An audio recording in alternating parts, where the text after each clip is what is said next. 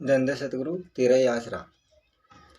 रूहानी सत्संग सचखंड का नज़ारा भाग 3 आपकी सेवा में अर्ज किया जा रहा है।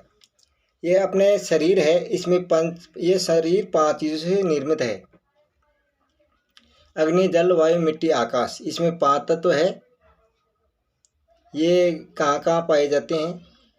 पहला है गुदा चक्र, जिसमें ये 4 दल का चक्र है। इसमें गणेश जी निवास करते हैं और मिट्टी तत्व इसमें पाया जाता है। उसी ऊपर है इंद्रिय चक्र, इसमें जल तत्व पाया जाता है। ये 6 दल का कमल है, इसमें ब्रह्मा जी निवास करते हैं, इसमें जल तत्व पाया जाता है। उसी ऊपर है नाभि चक्र, ये 8 दल का चक्र है, इसमें विष्णु जी निवास करते हैं, इसमें अग्नि तत्व पाया जाता है। उसी ऊपर है हृदय चक्र, ये है 12 दल का कमल, तो इसमें वायु तत्व पाया जाता है, शिव जी निवास करते हैं। उसी ऊपर है आदि शक्ति, यानी ये 16 दल का कमल है, इसमें आदि शक्ति पाया जाता है। उसी ऊपर अपनी जीवात्मा सबसे ऊपर यहाँ पर दोनों आंखों के मध्य यहाँ पर बैठी हुई है।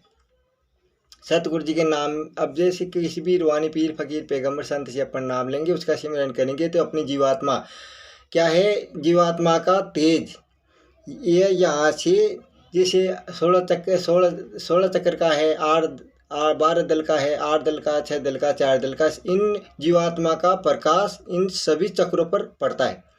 जब गुरु जी का नाम का सिमरन करेंगे तो ये सारा प्रकाश जैसे नाभि चक्र, गुदा चक्र, इंद्रिय चक्र, नाभि चक्र, हृदय चक्र सबसे सिमट करके ये यहाँ पर जीवात्मा आ जाएगी। तो अपने को क्या सीटी जैसी आवाज़ आएगी, आप सुनते रहो। उसके बाद में क्या ये जीवात्मा का प्रकाश तभी सिमट सकता है जब अपन गुरु जी के नाम का सिमरन करते रहेंगे तो क्या सीटी जैसी आवाज़ आएगी, ये प्रकाश समेटना प्रारंभ हो जाएगा। जब प्रकाश समेट के ये आ जाएगा तो अपने को क्या ये घंटा संग की ध्वनि सुनाई पड़ेगी ऊंची सुनने पर।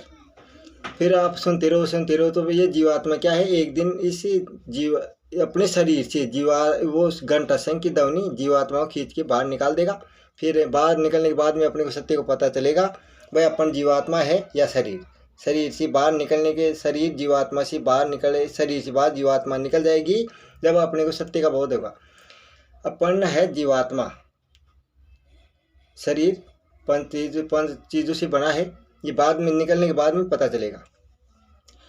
तो शरीर से बाहर निकलने के बाद में जीवात्मा पलक झपकते ही अरबों खरबों योजन ऊपर आकाश में ब्रह्मांड में तीव्र गति से चली जाती है। तो वहाँ पर इतनी फास्ट चलती है, सूरज, चाँद, सितारे, ये ग्रह मंडल ब्रह्मांड को छोड़ के बहुत ऊपर का बहुत फास्ट जीवात्मा चली जाएगी। पहला लोक मिलेगा शिवलोक, उसमें क्या शंकर भगवान पार्वती के साथ में विराजमान है, वो आपको वहाँ पर आपको दर्शन हो जाएंगे। और वहाँ पर आप जितने भी जीवात्माएँ हैं वो शिव स्वरूप के अंदर विराजमान है। शिव जी का वो जितनी शक्तियाँ शिव जी को प्राप्त है उतनी शक्तियाँ साधक को भी प्राप्त हो जाती है। अगर साधक उस समय अगर एक दाड़ मार दे तो पूरा ब्रह्मांड कांपने लग जाएगा, लेकिन ये क्या साथ में गुरु रहता है, इसलिए वो अपनी शक्तियों का दुरुपयोग नहीं कर सकता। वहाँ का नज़ारा, वहाँ पर गंगा की धार शिव जी की जटा में दर्शाई गई है। तो उसके ऊपर दूसरा लोक आता है विष्णु का। वहाँ पर क्या विष्णु भगवान बैठे हैं अपने स्वरूप के अंदर, तो वहाँ के दर्शन नज़ारा कीजिए, लीजिए, आनंद लीजिए। उसके बाद में तीसरा लोक पड़ता है ब्रह्मलोक, वहाँ से ब्रह्मा जी निवास करते हैं। वहाँ पर ब्रह्मा जी क्या जो भी सावित्री, गायत्री, गंगा, यमुना, सरस्वती वहाँ की जो भी है वहाँ का नज़ारा आप देख लीजिए। फिर वहाँ का नज़ारा देखने के बाद में आप वहाँ के दर्शन करने के बाद में आप पहले मंडल में चलोगे, उस धुन को आप पकड़े रहना, घंटा संग की धुन को पकड़े रहना। फिर पहला आएगा 3 लोक, ब्रह्मा विष्णु महेश तीनों लोक खत्म होने के बाद में पहला मंडल आता है निरंजन मंडल। वहाँ पर क्या है, ये दोनों जहान का मालिक ज्योति स्वरूप के अंदर है।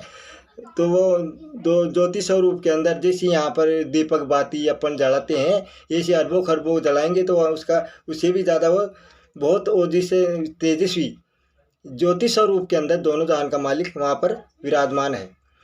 फिर उस घंटा शंख की आवाज़ को आप पकड़ लेना। उसके ऊपर है त्रिकुटी मंडल। त्रिकुटी मंडल में क्या है? ब्रह्म स्वरूप। ब्रह्म स्वरूप का मतलब क्या है? सूर्य, सुबह का सूर्य है, वैसे लाल स्वरूप के अंदर जितनी दूर आपकी निगाह जाएगी चारों तरफ वहाँ पर लाल स्वरूप ब्रह्म ब्रह्म का स्वरूप सुबह के लाल सूर्य के समान आपको चारों तरफ लाल ही लाल नजर आएगा। फिर आप उनको सुनते रहना। उसके बाद में है सुन, उससे ऊपर है सुन देश, वहाँ यानी पार ब्रह्म। पार ब्रह्म में क्या है? किंगरी और सारंगी, दो धुनें रात दिन बजती रहती है और वहाँ पर रात दिन बजती रहती है। और वहाँ पर क्या है? एक बहुत महान अथाह महान सागर, यहाँ के अरबों खरबों समुद्र उस मान सरोवर में डाल दिए जाएंगे तो वहाँ के ये समझो कि एक बूंद के समान, इतना कितना लंबा, कितना चौड़ा, कितना गहरा, उसका कोई था नहीं लगा सका आज तक। वो क्या अमृत का कुंड है, उसमें जीवात्मा स्नान करेगी। स्नान करने के बाद में जीवात्मा हंस स्वरूप हो जाएगी। हंस स्वरूप होने के बाद में अपनी जीवात्मा के अंदर 16 सूरज जितना तेज हो जाएगा। उसके ऊपर आएगा चौथा मंडल भंवर गुफा। भंवर गुफा के अंदर क्या है? सोहंग पुरुष। सोहंग पुरुष का स्वरूप कैसा है? दोपहर के सूर्य के समान, चारों तरफ तेज ही तेज, इतना भीषण गर्मी, इतना चमकीला। सोहंग पुरुष का आप स्वरूप देख लीजिए। उसके बाद में जीवात्मा, उससे आगे सचखंड सतनाम, वहाँ पर सचखंड सतनाम, वहाँ पर जो सतगुरु का स्वरूप, अपन जिस देश से आए, अपन उस जान से आए थे, इस जान में रह रहे, अपन उस जान में अपन सतगुरु जी के दरबार में, दरगाह में पहुँच गए, अपने घर में पहुँच गए तो अपन को न तो बार बार में जन्म लेना पड़ेगा, न मरना पड़ेगा। जन्म मरण के जो भी है 84 लाख योने का माजरा हमने पूर्व में डाला, उसको देख लीजिए। जीवात्मा काफ़ी यातनाएं परेशान भोगने के बाद में इंसान की शरीर मिली है, तो इसको अब गुरु जी के नाम के सिमरन के द्वारा अपन उस जहान, अपन सचखंड में चले गए, 5वें मंडल में सचखंड में चले गए। उसके बाद में अपन को किसी चीज़ की कोई टेंशन नहीं है। तो इंसान को क्या है, अगर वहाँ से अगर नाम छोड़ दिया तो ये पलक भर नहीं लगेगा, सेकंड भर आप अपने शरीर में चले जाओगे और बाहर की आंखों से खो दोगे। तो इंसान को सच्ची दिल लगन तड़प से इंसान की जीवों की सेवा करनी चाहिए। अपन को जैसे पूर्व में हमने डाला है, जैसे 84 लाख योनि, ये जीवात्मा क्या है? काफ़ी दुखी है, अत्यंत मलिन है। कैसे? जैसे 30 लाख प्रकार के प्रकृति पेड़ पौधों की किस्में बताई गई है, पूर्व में बताई थी। तो जैसे जीवात्मा पेड़ के स्वरूप में खड़ी रही, पता नहीं 30 लाख प्रकार के पेड़ है तो कितने अरबों करोड़ों अरबों वर्ष तो उसमें लग गए, तो आत्मा मलिन हो गई। उसके बाद में कीड़े मकोड़े 27 लाख किस्में कीड़े मकोड़े कीट पतंगे योनियों के अंदर रही, उसमें करोड़ों अरबों वर्ष बीत गए, तो काफ़ी मलिन हो गई। उसके बाद में 14 लाख किस्म के आकाश में उड़ने वाले पंछी, वो उसमें भी करोड़ों अरबों वर्ष बीत गए। जीवात्मा कितनी धक्के खा रही है, कितनी मलिनता आ गई इसके ऊपर। इसके बाद में 9 लाख प्रकार के पानी में रहने वाले जीव, 9 लाख प्रकार की किस्म बताई गई है। इसमें अरबों करोड़ों वर्ष इसमें गुजर गए। इसके बाद में देवी देवता भूत प्रेत गंधर्व जो भी है 84 लाख योनियों का माजरा, ये पूर्व में ये देवी देवता भी 84 लाख योनियों के चक्कर में भटक रहे हैं, अटक रहे हैं, क्योंकि इनको इंसान की देह मिलती नहीं है और ये सतगुरु जी के नाम का सिमरन करेंगे नहीं, और ये इस जहान से अलविदा होकर उस जहान में जा नहीं सकती। तो इंसान को सदैव सत्य की तलाश करनी चाहिए और सत्य बोलना चाहिए। गरीब बेबस लाचार बेसहारा पशु पक्षी जानवर कोई भी हो, उसकी निस्वार्थ भाव से सेवा करनी चाहिए। इस संसार में किसी का किसी से कोई संबंध नहीं है। ये जीवात्मा इस शरीर के अंदर रहती है, तब तक ये अपना इस शरीर का मेल समझो। जीवात्मा ये कहती है ये शरीर 5 चीज़ों से निर्मित है, अग्नि जल वायु मिट्टी आकाश, ये 5 चीज़ों से निर्मित है। मैं तो इसमें क्या, ये मेरे रहने का मकान समझो, घोंसला समझो, ये झोपड़ी समझो, ये शरीर रूपी झोपड़ी, इसके अंदर मैं निवास करती हूँ। ये भी क्या मालिक की वो समय रूपी वो पूंजी है, समास रूपी पूंजी, वो भी निर्धारित समय के लिए चलेगी। जब तक ये पूंजी खत्म हो जाएगी उसके बाद में शरीर से मेरा कोई रिश्ता नहीं है। शरीर से बाहर निकल जाने के बाद में आत्मा ये कहती है मेरा इस शरीर से कोई रिश्ता नहीं है, क्योंकि ये तो मालिक के वचन में आ गई, तब ये समास रूपी डोर के बंधन से चल रही है। तो इंसान को सदैव सत्य बोलना चाहिए, सत्य की तलाश करनी चाहिए। इंसान में विवेक है, सोचना समझना चाहिए, किसी का दिल नहीं दुखाना चाहिए, किसी का ठेस नहीं लगानी चाहिए। हो सके जहाँ तक गरीब, बेबस, लाचार, बेसहारा, पशु पक्षी, जानवरों की सबकी सेवा करनी चाहिए। इंसान को सदैव सत्य की तलाश करनी चाहिए। ऐसे नहीं कि अपन काल चक्र में चल रहे हैं, अंधे हो रहे हैं। इसका काल चक्र क्या इन लोगों की बुद्धिमत्ति भ्रष्ट करके रखता है। इंसान को सत्य की तलाश करते नहीं है। तो ऐसे क्या है, अगर ऐसे गधे की जैसे पचते रहोगे जीवन में, तो ये क्या खाना कमाना, एक रोज जैसे मर जाना। ये न समझ लेना कि आप काल चक्र से छुटकर मर जाने के बाद में काल चक्र से छुटकारा हो जाएगा।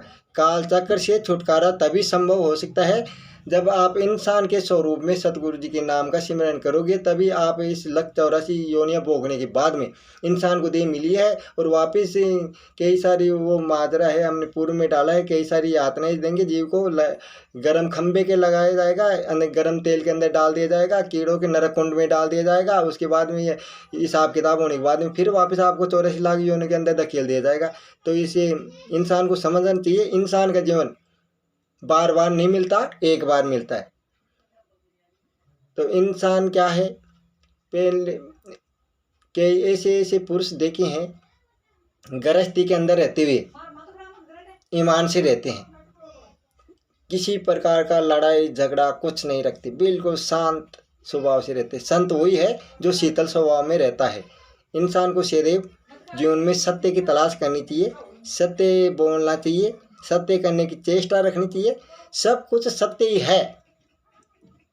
इंसान को क्या है, जैसे अभी हमने पूर्व में बताया उस मंडल का नज़ारा, तो सचखंड का नज़ारा भाग 3 आपकी सेवा में अर्ज किया है। तो उसमें क्या है, जैसे पहले 3 लोक है, ब्रह्मा विष्णु महेश, तीनों लोग खत्म होने के बाद में आदिशक्ति का लोक आता है। उसके बाद में पहला मंडल आ गया, दूसरा मंडल आ गया, तीसरा मंडल आ गया, चौथा मंडल आ गया, 5वां मंडल सचखंड है। सबसे परे धाम सचखंड सचखंड का सबसे परे धाम है, वो सतगुरु जी का निवास है। वो उस जान से जीवात्मा आई थी और इस जान में रह रही है। तो इंसान को देख लीजिए कहाँ से आए थे, कहाँ रह रहे, समाज की डोरी टूट जाएगी, उसके बाद अपन कहाँ जाके गिरेंगे। तो इंसान को सदैव सत्य की तलाश करनी चाहिए, जीवन में सत्य करने की चेष्टा रखनी चाहिए। और इतना ये नहीं कि अपन किसी के गरीब, बेबस, लाचार, बेसहारा, बेवजह किसी भी जानवर के साथ में नाइंसाफ़ी नहीं करनी चाहिए। हो सके जहाँ तक सभी जीवों की सेवा करनी चाहिए। धन्य सतगुरु तेरा ही आसरा।